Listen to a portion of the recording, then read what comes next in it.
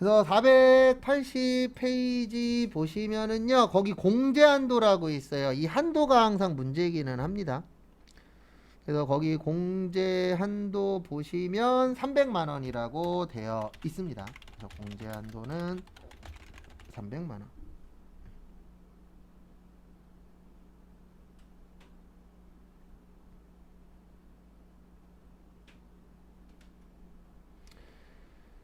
그 다음에 추가 공제 각 100만 원씩이라고 되어 있는데, 전통시장에서 따로 100만 원, 대중교통에서 따로 100만 원, 그 다음에 총급여 7천만 원이 안 되면 뭐 도서, 신문, 공연비 요런 쪽에서 또 100만 원인데, 이거 계산은 우리가 하는 거 아니에요. 누가 다 해줘요? 컴퓨터가. 저희가 해야 될 건 뭐냐면, 이거 입력해도 된다 안 된다만 구별해서 금액을 넣어주시면 프로그램에서 다 합니다.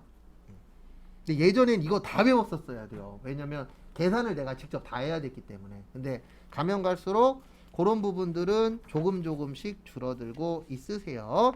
그 다음에 482페이지. 그래서 482페이지 보시면 저기 밑에 세율 있습니다. 외우실 필요는 없어요. 근데 요 정도는 아셔야 돼요. 대한민국은 6%부터 45%까지 총 하나, 둘, 셋, 넷, 다섯, 여섯, 일곱, 8개로 되어 있다. 그래서 8단계 초과 누진세율이라고 해요. 그래서 8개로 되어 있다. 그래서 몇 단계세요? 8단계. 여기 482페이지 밑에 보시면 내용 있습니다.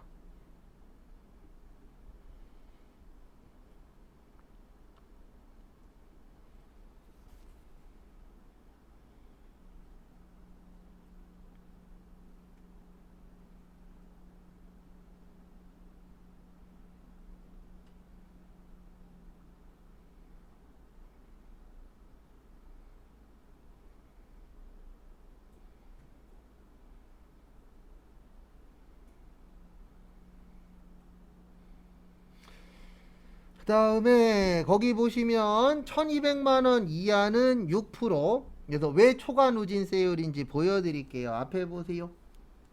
왜 초과 누진세율이냐면 거기 보시면 1200만원까지는 6%라고 되어 있어요. 그러면 우리 거기 밑에 보시면 1200만원에서 4600만원 이하는 72만원 더하기 1200만원 초과 금액의 15%거든요.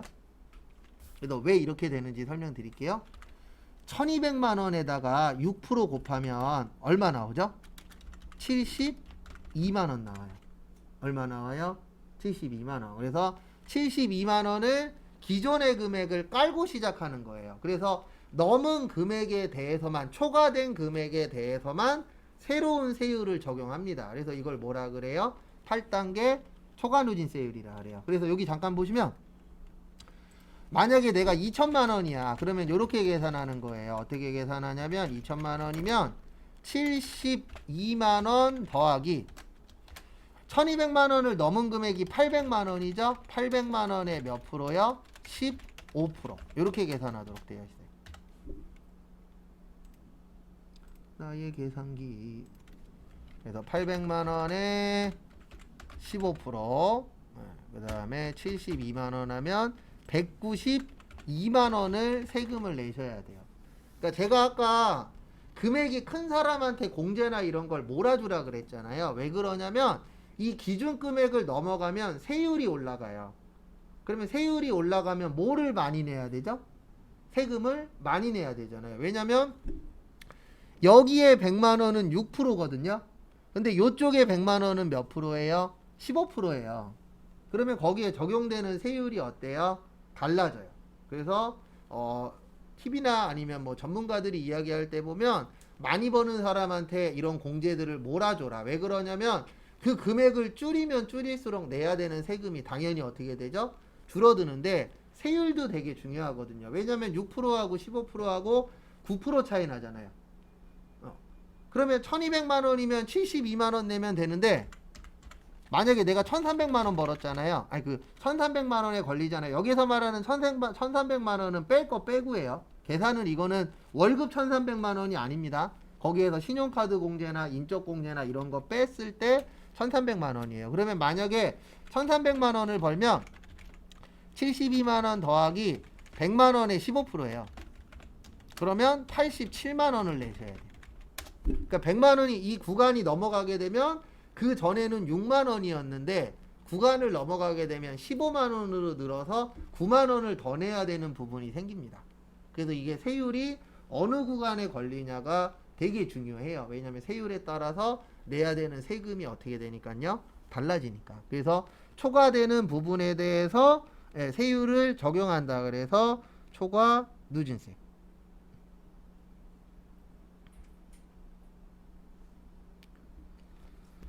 그래서 참고하세요. 참고하시고. 네. 예를 들어서 네. 어느 사람이 네. 세금만 1,000만 원이 나왔다. 네. 그래서 형사사무소에 의뢰를 해가지고 이렇게 막 줄여가지고 하는 공기서를 해가지고 한 경우도 있잖아요. 네, 있죠. 네. 그런 경우는 그러면은 그냥 이렇게만 표를 봤을 때 아, 이 사람은 4,600만 원을 제 공제를 다 받고 난 다음에 이제 초과 대금이 그 정도 나오겠다라고 이제 바로 계산이 되는. 어느 정도 예측만 하는 거죠. 그건 다 넣어갖고 계산해봐야 돼요. 그리고 아까 이야기하신 것처럼 세무사 사무실에 맡겨서 낮추는 것까지는 상관이 없는데 대부분 그거 낮출 때에 가짜 비용이 들어가요. 네. 그러면 나중에 잘못돼서 만약이긴 하지만 어쨌든 가짜로 했으니까 나중에 걸리면은 뺀 거보다 더 많이 내야 됩니다. 그런 부분은 있어요. 그래서 이게 세무사 사무실에 맡기면 대부분 금액이 적어지는데 그 이유 중에 하나가 가짜 비용도 솔직히 어느 정도 들어가요. 없는 비용도. 근데 이제 세무사 사무실에 다 그게 어느 정도 비율이 있거든요. 거기에 문제가 안 생길 정도로 넣기는 하는데 과거에 이런 적이 있었어요. 이거 뉴스에 나왔는데 어떤 세무사가 다른 세무사 사무실보다 세금을 덜 내게 만들어준다 그래서 유명한 세무사 사무실이 있었어요. 걸렸잖아요. 그리고 거기에다 맡긴 사람들 다 가산세 폭탄 맞았어요. 왜냐면 그게 가짜 비용을 때려 넣어갖고 줄여버린 거예요.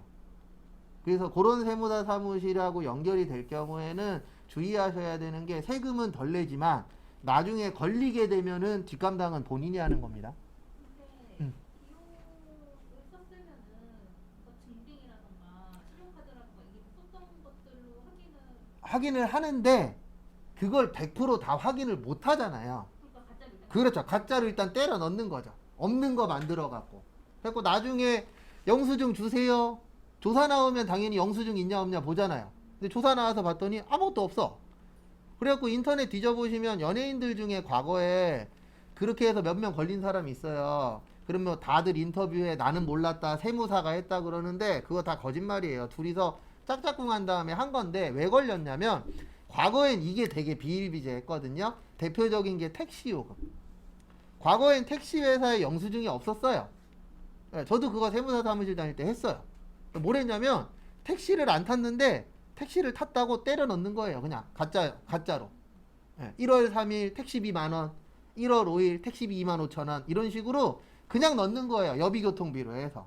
근데 그 당시에는 그게 왜 어느 정도 됐냐면은 그 당시에는 영수증이 없었어요. 택시 타도 영수증을 받을 수가 없어. 근데 카드로도 결제가 안 되던 시절이에요. 근데 이제 이런 것들을 계속 써먹는 거죠. 근데 이게 어느 순간에 택시비도 뭐를 받을 수 있게 됐죠? 영수증 받을 수 있게 됐죠. 택시 안에서도 카드 결제 돼요, 안 돼요? 돼요. 예. 근데 이런 것들을 이제 편법인데 아직도 쓰는 곳들이 있죠. 그럼 나중에 이게 문제가 됐었을 때에는 걸리는 거죠. 그러면 걸리면은 세무사도 문제가 되지만 거기에 맡긴 사람도 그 추가 비용을 더 납부를 하셔야 돼요. 그럼 이런 아예 가짜는 그게 아니라 뭐 1인 개인 사업자가 원래 식비 같은 거라던가 이런 거는 비용 처리가 안 되잖아요. 아니 비용 처리 돼요, 식비나. 그래서 네. 뭔가 이제 책에서는 하여튼 뭔가 이렇게 개인으로 하는 쓰는 건 무슨 사장님인가? 그러니까 직원들만 쓸 수 있다고 쓰는 분이라던가. 아, 그거는 가능해요. 근데 이제 저거 차이는 있죠. 그렇게 되면 이제 저쪽으로 가는 거죠. 사업소득세 쪽으로. 비용 처리 가능해요. 왜냐면 먹고는 살아야 되잖아요. 비용 처리를 네. 했는데 그러면 이렇게 원래 비용으로 처리가 안 되는 것도 적으면 뭐 이렇게 나중에 걸렸을 때 가산세를 내고. 그럼요. 그런 건 다 걸리는 거죠. 예. 왜냐면 그런 것들을 확인을 해서 넣어야 되는 게 맞는 거니까. 법에서는 당신이 많이 하냐 못하냐 이런 걸 보는 게 아니잖아요. 그냥 신고를 정확하게 했느냐. 그래서 잘못 신고해도 가산세 물죠. 그래서 저도 예전에 아버지 거 해드리다가 금액을 나도 모르는 금액인데 모르겠어요. 타이핑을 잘못했는지 뭘 잘못 봤는지 모르겠는데 없는 금액을 넣은 거예요. 그럼 국세청에서 연락 와갖고 20만 원인가 30만 원 더 냈잖아요. 네. 왜냐면 확인하기도 쉬운 걸 잘못해갖고. 왜냐면 이게 세율이 이렇게 생각보다 가면 갈수록 이렇게 많아지는데 다들 그렇게 경비라고 써가지고선 줄이려고 할 거 아니에요. 그래서 웬만하면 어느 정도 수준 되면 다 그냥 세무사 사무실에 맡기죠. 일단 그냥 어떻게든 절세가 그렇죠. 절세가 하는 것도 있고 나 혼자 관리가 안 되니까. 그러면 세무사 사무실에 맡기면 세무사 사무실에서 요거 가지고 오세요. 뭐 신용카드로 쓴 거 갖고 오세요. 현금 영수증으로 쓴 거 갖고 오세요. 뭐 산 거 갖고 오세요. 이런 식으로 도움을 주잖아요. 우리가 돈을 그만큼 내긴 하지만. 개인이 먹어는 비용 처리가 제대로 안 되고를 어디 가서 뭐 확인이 그런 건 이제 인터넷 뒤지거나 책을 보거나 해서 내가 확인하는 수밖에 없죠. 네. 그래서 그래서 전문직 분들이 먹고 사는 거예요. 왜냐면 내가 그걸 다 확인을 못 하잖아요. 그리고 내가 혼자 하려면 시간이 어때요? 오래 걸려. 근데 전문가들한테 맡기면은 뭐뭐뭐뭐 딱딱 자기들이 필요한 것만 딱 서류 달라고 하잖아요. 그러면 속도도 훨씬 더 빠르고. 그래서 먹고 사는 이유가 다 있어요. 근데 전에 말씀하시기로는 내가 진짜 몰랐는데 그쪽에서 이제 떼어먹으려고 이렇게 하는 경우가 있으니까 나도 이걸 알면 좋잖아요. 그렇죠. 당연히 알기는 아는데 이제 맡겨서 그쪽에서 이제 나한테 내가 알면 좋은 점이 뭐냐면 이쪽에서 장난을 치는 건지 아닌지를 몰랐을 때보다는 훨씬 더 빨리 캐치가 가능한 거죠. 근데 모르면 그냥 네네네네 하면 끝이잖아요. 내가 모르니까. 근데 알면은 이거 아닌 것 같은데요 라고 반문이라도 할 수 있죠. 그러면 상대방은 바뀌어요. 맞잖아요. 왜 바뀌냐면 이 사람 아무것도 모르는 줄 알았는데 좀 안 해. 그러면 본인이 한 번이라도 더 확인하고 물어보죠. 근데 이 사람 진짜 문외한이야. 아무것도 몰라. 그러면 막 던지는 거예요. 왜요? 막 던져도 이 사람은 맞아요. 이러면 땡이니까. 그래서 우리가 어떤 걸 하든 내가 조금씩의 지식은 있는 게 좋아요. 그래야 뒤통수를 맞더라도 덜 맞거나 안 맞을 확률이 올라가는 거죠. 근데 대부분 뒤통수 맞는 사람들은 무지한 사람들이 많아요. 알면서도 당하는 사람도 있지만 대부분 그쪽 관련돼서 모르는 사람들이 당하는 경우들이 훨씬 더 어때요? 많아요. 그래서 내가 뭔가를 할 때는 뭐 이렇게 교육을 받으시던가 아니면 요즘에 인터넷에 많잖아요. 그런 거라도 한 번씩이라도 보시면 좀 더 도움은 되죠. 저는 제 아는 분이 세금을 1,000만 원 정도 나오게 돼가지고 관리소 상가에다 이렇게 했는데 300만 원까지 줄였다는 거예요. 근데 이 10만 원까지 그게 줄이는 게 가능한지가 가능은 해요. 그러니까 뭐 이제 그분은 넣어야 되는 비용이었는데 안 넣었을 수도 있고 700만 원이 네. 여기서 이제 쏙 줄어. 주는 거 가능은 하죠. 막 뭐 인적공제 되는 거 다 찾아갖고 넣었었거나. 왜냐면 개인이 빼먹을 수 있는 것도 있으니까. 근데 둘 중에 하나예요. 정상적으로 비용을 찾아서 넣었거나 아니면 비율에 맞춰서 없는 걸 만들었거나. 근데 제가 봤을 때 후자일 확률이 높아요. 없는 거 만들어서 넣었을 수도 있어요. 그래가지고 거기서 100만 원 달라고 했다고 하더라고요. 네, 맞아요. 왜냐면 대부분 이렇게 보시면 돼요. 내가 만약에 나 혼자 했을 때 100만 원인데 세무사 사무실에 맡겼더니 50이래. 그러면 50을 달라는 게 아니고 50만 원의 일부 달라 그래요. 뭐 20만 원이면 20만 원. 내가 50만 원 세이브 시켜줬으니까 20 주세요. 그러면 이걸로 신고해 드릴게요. 뭐 이런 개념이라고 보시면 돼요. 왜냐면 걔네들이 300 아껴줬다 그래서 300 달라 그러면 날도둑이잖아요. 난 아낀 게 아니니까. 그래서 뭐 300 아꼈어. 그러면 100만 원 주세요. 그러면 200 이득 보는 거잖아요. 그런 식으로 많이 하긴 해요. 근데 원래는 그렇게 하면 안 되고 금액의 몇 프로 받아야 돼요. 근데 이제 신고 같은 경우에는 더 받기는 해요. 네. 그래서 원래 요율이라는 게 있긴 있는데 솔직히 요율대로 지키시는 분도 있지만 안 지키시는 분들도 많아요. 그 다음에 483페이지 세액공제라고 있습니다. 그래서 배당세액공제, 기장세액공제, 외국납부세액공제, 재해손실세액공제, 근로소득공제는 좀 봐두세요. 아까 그 55% 있었죠? 네, 그거를 세금에서 뺀다 그래서 세액공제라 그래요. 잠깐 여기 보세요. 소득공제가 있고 세액공제가 있거든요. 그래서 소득공제는 말 그대로 소득에서 차감한다 그래서 소득공제라고 하고 세액공제는 세액에서 뺀다 그래서 세액공제라고 합니다. 이 세액이 내가 납부할 금액이에요. 그래서 거기에서 빼주면 세액공제. 소득공제는 아직 퍼센트 안 곱한 거예요. 그래서 퍼센트 곱하기 전을 소득공제라고 하는데 우리가 가장 많이 알고 있는 신용카드는 소득공제예요. 왜냐면 지금 전에 나왔잖아요. 이 전에 나온 것들은 대부분 다 소득공제예요. 그래서 그 부분 참고하시고요. 그리고 세법이 너무 광활해서 아마 배우면 배울수록 좀 헷갈리는 부분도 있을 거예요. 근데 이거는 그 회사 가셔서 한 1, 2년 정도는 해보셔야 전체적인 틀이 좀 잡힐 겁니다. 그 다음에 자녀세액공제 저기에다 밑줄 치세요. 7세 이상. 왜 7세 이상이냐면은요, 우리나라에서 7세부터가 취약아동이거든요. 일반적으로 7살부터가 학교 들어가는 거예요. 8살 아니에요. 8살은 이제 외국 나이고, 우리나라 만 나이로 했을 때는 몇 살부터가 취약아동이에요? 7살부터. 근데 왜 7살부터 해주냐면은, 현재 우리나라에서 6세까지, 6세까지 그 지원금이 나와요. 매달 10만원씩.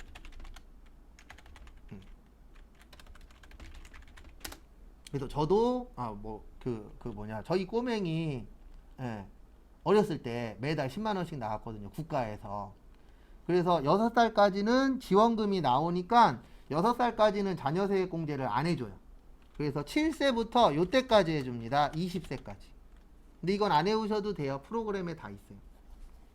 그래서 공제를 해주도록 되어 있어요. 왜냐면 애기들 관련돼서 안 나으니까 국가에서 이런 지원금 같은 것도 조금씩 줘요. 근데 이거 갖고 누가 애기 나와요?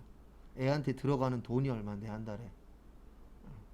저도 지금 학원비만 해도 30만 원 들어가는데. 딴 거 다 빼고 먹는 거 이런 거 다 필요 없고 교육 관련돼서만 학교 말고 학교 외적으로 학습지하고 학원 2개 다니거든요. 그것만 해도 지금 30만 원이 넘는데. 근데 저는 조금 가리키는 겁니다. 많이 하는 애들은 5, 6개 하는 애들도 있어요. 5, 6개 하면 한 7, 80 들어가요. 뭐 뭘 가리키느냐에 따라서 차이가 나긴 하지만. 그리고 강남에 있는 애들은 한 100만 원 이상씩 들어갈 거예요. 저학년인데도.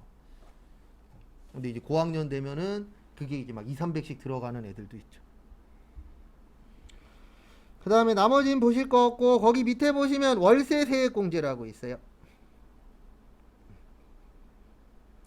그래서 월세 내시면은 이제 월세 세액공제라고 있는데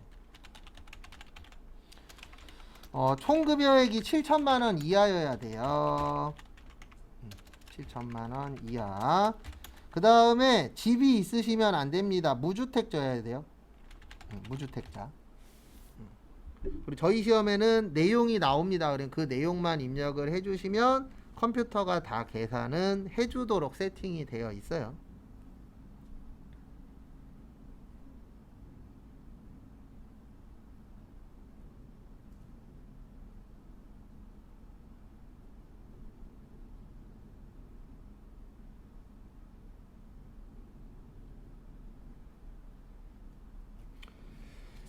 그 다음에 넘기세요. 그 다음에 다음 페이지 위에 보시면 요런 것도 정리를 좀 해 놓으셨네요. 484페이지 위에 보시면 저기 월세세액공제랑 의료비세액공제 중에 산후조리원이랑 그 다음에 도서, 신문, 공연, 박물관, 미술관 요런 것들은 7천만 원이 넘으면 못 받아요.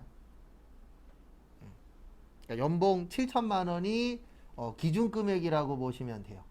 그 다음에 집 같은 경우에는 9억 원이 기준금액이라 그랬잖아요. 그래서 그런 기준금액들이 존재합니다. 그 부분은 참고를 해주시고요.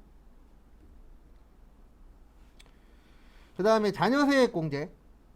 그래서 제가 아까 자녀세액공제는 7세 이상만 된다 그랬는데 왜 그러냐면 거기 밑에 잘 써놨어요. 아동수당을 받아요. 6세까지는 대한민국에서. 그래서 월 10만원씩 1년에 120만원이라는 돈을 받으시기 때문에 그분들까지 해주면 자녀니까 다 해주면 어떤 문제가 생기냐면 7세 이상의 자녀를 가지고 계신 분들이 싫어할 수 있어요, 없어요? 있어요. 왜냐면 1살부터 6세까지, 0세부터 6세까지는 돈도 받으면서 공제도 받아.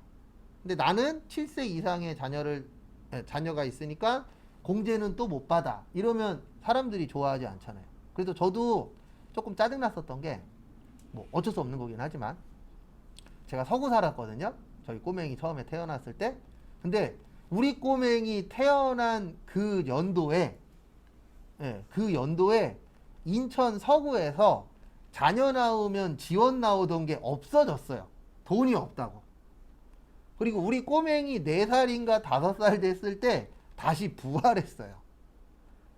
인생은 타이밍입니다. 그래갖고 못 받았어요. 진짜 한 푼도 못 받았어요. 왜냐면 그때 돈 없다고 지원금 이런 거 다 없어져 버려갖고 인천 서구에서. 근데 또 그러고 나서 한 4년인가 5년 되니까 또 형편이 괜찮아졌다고 다시 부활한다고 뉴스에 나오더라고요. 그래서 이게 못 받으면 좀 서운하잖아요, 솔직히. 얘가 이때 태어났으면 받을 수 있는데. 그러다 보니까 이거를 다 똑같이 해주게 되면 또 서운해 하시는 분들이 있기 때문에 돈을 별도로 받는 분들은 못 해주겠다. 그래서 7세 이상에서 20살까지만. 그 다음에 거기 밑에 보시면 출산 입양세액공제라고 있어요. 그래서 출산하게 되면은 세금을 조금 더 빼줍니다. 그 다음에 입양하게 되면 더 빼주는데 외우진 않으셔도 돼요. 첫째는 30만원, 둘째는 50만원, 셋째, 넷째, 다섯째 그 이후에는 다 70만원씩 빼도록 되어 있습니다. 근데 저는 이거에 최소 더블은 돼야 된다라고 생각은 해요. 왜냐면 요즘에 출산하기도 쉽지 않잖아요. 왜 출산하기 어려운지 아세요? 요즘에 산부인과도 없어요. 저희 꼬맹이 태어났던 산부인과도 없어졌어요. 3년 전에. 저희 동네에서 가까운 그 산부인과였는데 산부인과도 많이 문 닫잖아요. 장사가 안 되니까. 그래서 가면 갈수록 애 낳기도 쉽진 않더라고요. 그 다음에 연금계좌 세액공제 이런 건 컴퓨터가 다 해줄 거니까 신경 쓰실 필요 없어요. 그 다음에 485페이지 특별세액공제 해보시면 표준세액공제 밑줄만 쳐놓으세요. 그러니까 표준세액공제는 이런 경우입니다. 어떤 경우냐면 여러분들이 이제 이쪽 파트로 취업을 하시면 연말정산할 시즌이 오면은 이런 걸 할 거예요. 뭐 이거 앞으로 없어지긴 할 거지만 직원들한테 서류 갖고 오세요 라고 해갖고 공고를 붙입니다. 뭐뭐뭐 떼어갖고 와라. 근데 이런 분들이 있어요. 띄어갖고 오라 그러면 주민등록 등본 하나만 갖고 와요. 그러면서 뭐라 그러냐면 전 카드도 안 쓰고요. 교육도 안 받고요. 아프지도 않고요. 그래서 할 게 없어요. 그래서 등본만 갖고 오시는 분들이 있어요. 근데 어쨌든 그분들도 돈 벌어서 돈을 쓰긴 하잖아요. 이렇게 노출된 게 없는 거지. 그래서 그런 분들을 위해서 아무것도 없으면 13만원 빼줘요. 얼마 빼준다고요? 13만원. 그래서 요거는 아무것도 없거나 아니면 이런 분들도 있어요. 어떤 분들도 있냐면 서류는 가지고 왔어. 근데 계산을 해봤더니 11만원 나와. 그리고 금액이 작잖아요.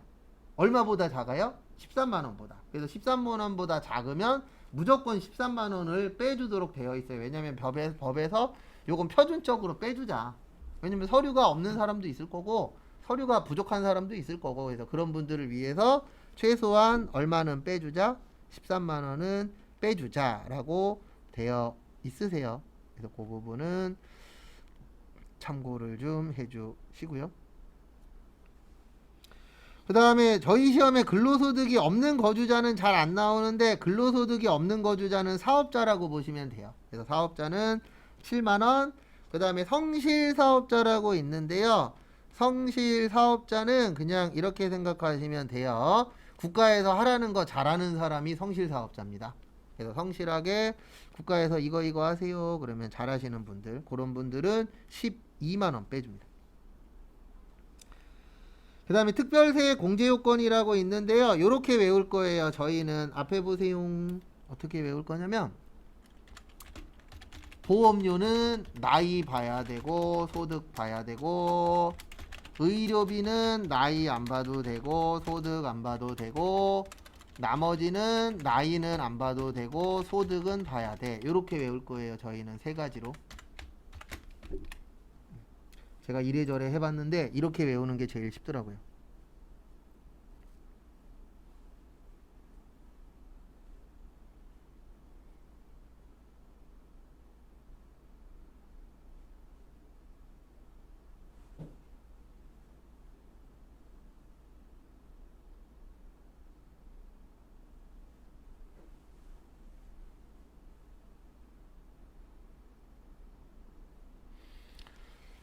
그다음에 거기 밑에 보시면 보장성 보험료라고 있어요. 요걸 일명 보험료 세액공제라고 하는데, 보험료는 나이 계산해야 되고 소득 계산해야 됩니다. 요거는 이제 다음 주에 실기할 때 자세히 볼 거고요. 그 다음에 나이 소득 봐야 되고, 보장성 보험만 가능해요. 우리 보험은 크게 두 가지로 나누어져요. 보장성 보험하고 저축성 보험. 우리가 일반적으로 드는 보험들은 대부분 무슨 성 보험이에요? 보장성이에요. 그래서 보장받기 위해서, 내가 다쳤을 때 혜택받기 위해서. 그래서 대표적인 게 뭐 운전자 보험 이런 거 있잖아요. 운전 관련된 보험. 그건 다쳐야만 내가 혜택을 받을 수 있잖아요. 그래서 그런 보험들을 보장성 보험이라고 하고요. 그 다음에 저축성 보험은 뭐 아까 잠깐 설명드렸던 뭐 연금 같은 거, 아니면 적금 같은 거, 이런 식으로 저축이 주된 목적인 것들이 있어요, 없어요? 있죠. 근데 어떤 걸 저축성 보험이라고 하냐면은요, 내가 낸 것보다 더 많이 받는 거, 네, 그거를 저축성 보험이라고 표현합니다. 그래서 저축성 보험 가능하고, 그 다음에 피보험자가 중요해요.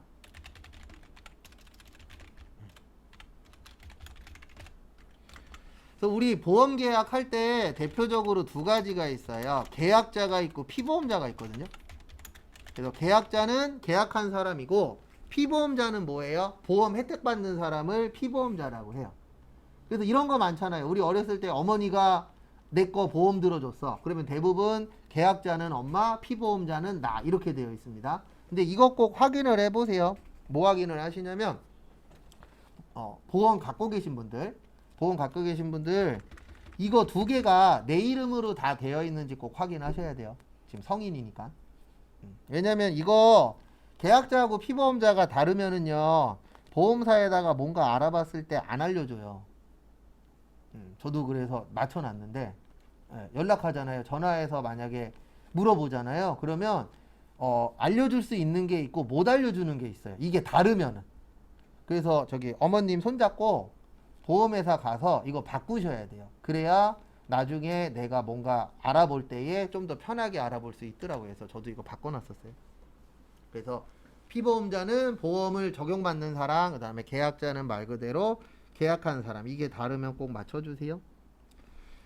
그 다음에 거기 보시면, 밑에 보시면 보장성 보험료가 있고요, 장애인 전용 보장성 보험료가 있습니다. 그래서 보험료 그러면 대표적으로 두 가지예요. 보장성이냐 장애인이냐, 거기에 따라서 나누어집니다. 그래서 그 부분 참고하세요.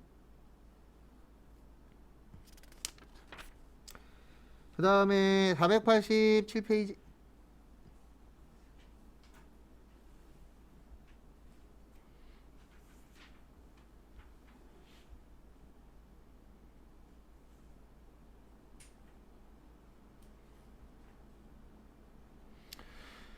그래서 487페이지는 의료비 세액공제인데, 의료비는 나이 볼 것도 없고 소득 볼 것도 없어요. 근데 요건 안 됩니다. 미용 목적 성형수술 안 되고요.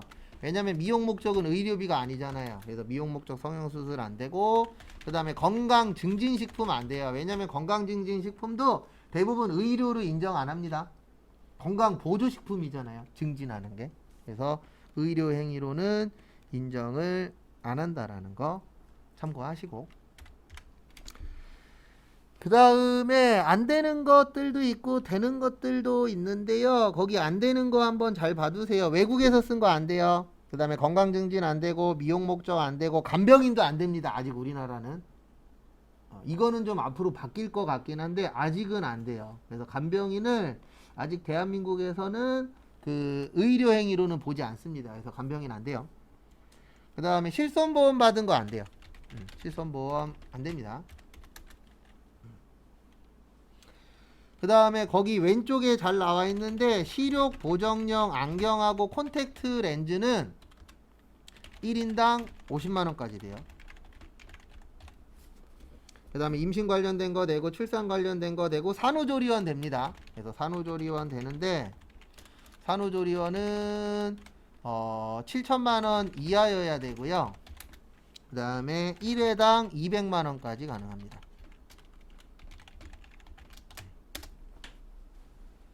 산후조리원도 없다가 한 2년 전인가 생겼어요. 그전에는 산후조리원도 의료로 인정을 안 했거든요. 국가에서. 근데 이제 애기들도 덜 낳고 그다음에 요즘엔 애기 낳으면은 산후조리원 대부분 들어가잖아요. 근데 주변에 혹시 뭐 결혼하셨거나 아니면 결혼하신 분은 아실 건데 산후조리원 200만 원이면요 되게 적은 겁니다.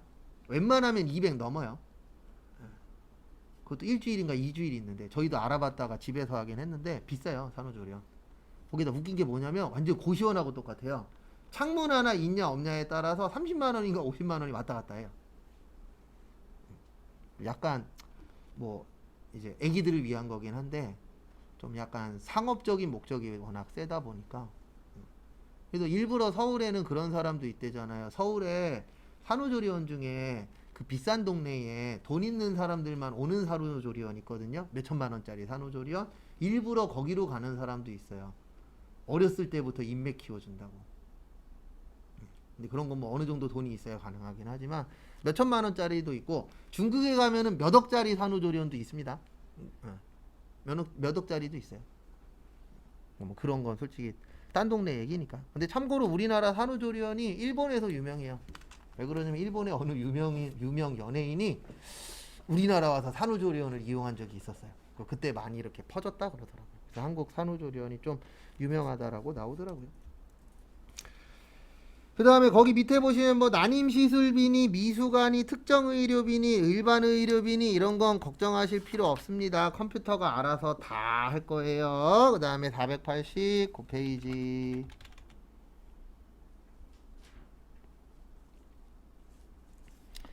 저 489페이지 보시면은요 교육비 세액공제. 교육비 세액공제인데 교육비는 나이는 상관없어요. 소득은 돈 벌면 안 돼요. 근데 왜 나이는 상관없냐면 우리가 교육비 중에서 가장 많이 나가는 타이밍이 대학이거든요. 근데 대부분 대학 가시면 몇 살 넘죠? 20살 넘죠. 그래서 나이는 상관없습니다. 근데 돈 벌면 안 돼요. 왜 돈 벌면 안 되냐면 돈 벌면 본인 거 신고해야 되거든요. 그래서 본인이 한 거 본인 걸로 해야 되기 때문에 돈 벌면은 안 됩니다.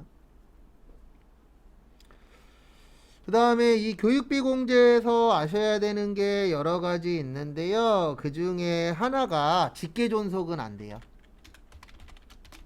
직계존속은 부모님이라 그랬습니다. 그래서 부모님은 가능한 게 장애인 교육비만 가능해요.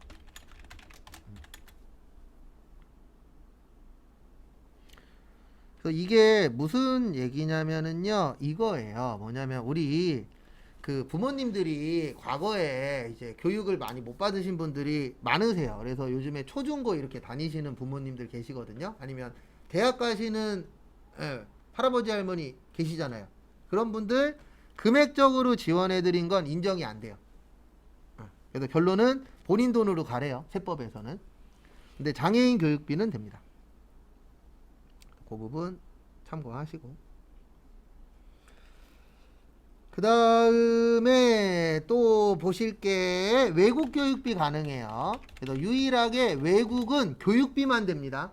외국에서 의료비에도 안 되고 외국에서 쓴 신용카드도 안 되고 인정 안 돼요. 그래서 외국에서 다치시면은 의료비 많이 나오잖아요. 공제 100원도 안 됩니다. 국내에서 다치셔야 공제가 돼요. 법 자체에서는.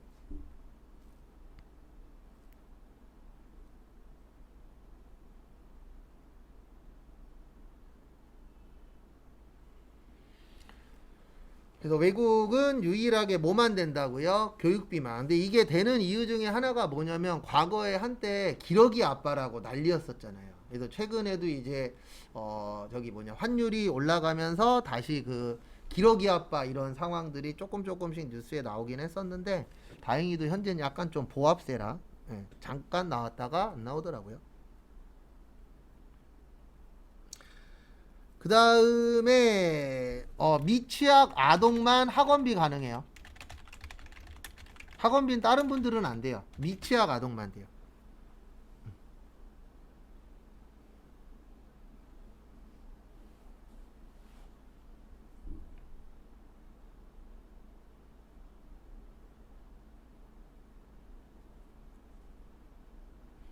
그래서 그 부분 참고하시기 바랍니다. 참고하시고 그 다음에 저기 교복구입비. 그래서 교복구입비 되는데 1인당 50만원. 그 다음에 현장 체험 학습비 1인당 30만원 이하예요. 다 넘어가면 안됩니다. 그 현장 체험 학습비도 가능한데 얼마까지 돼요? 현장 체험은 30만원까지. 거기다 밑줄 다 쳐져 있어요. 교재 보시면.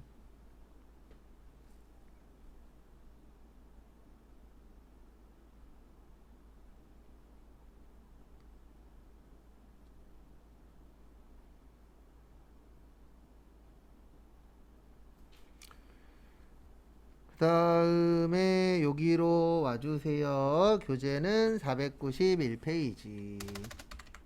그래서 나중에 이제 이런 거 가지고 하나하나씩 구별해서 넣는 게 시험 문제예요.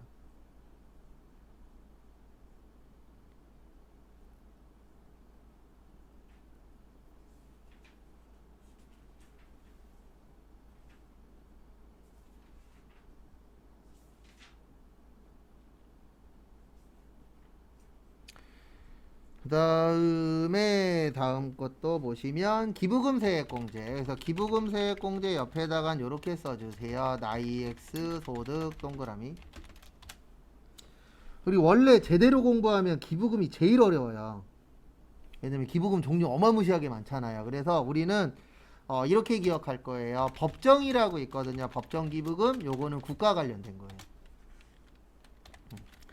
그 다음에 종교단체 기부금은 뭔지 아시죠? 네, 종교단체에다가 기부한 거, 그 다음에 종교단체 외에 있고요. 그 다음에 따로 하나 기억하셔야 되는 게 요거는 따로 기억을 해주셔야 돼요. 정치자금 기부금 공제라고 있어요.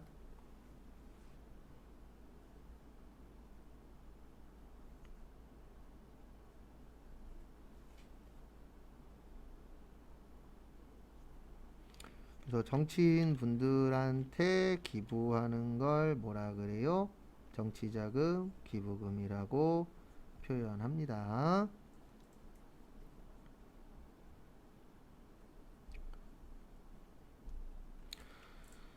그래서 같이 보시면은요, 정치자금 기부금은 교재는 어디에 있냐면 거기 밑에 있네요. 네, 491페이지 거기 8번에 정치자금 기부금은 본인만 가능해요. 다른 사람은 안 됩니다. 그래서 본인만 가능하다라는 거. 참고로 기부금 중에 짱은 정치자금 기부금이에요. 왜냐면 정치자금 기부금은 10만원까지는 다 빼주거든요. 그래서 되게 좋은 기부금 중에 하나입니다. 네, 잠깐 쉬었다가 5시에 쪽지 시험 보고 조금 남았거든요. 그거 하고 그 다음에 실기 틀만 잡고 마무리 할 거예요. 그래서 잠깐 쉬었다가 5시에 보도록 하겠습니다.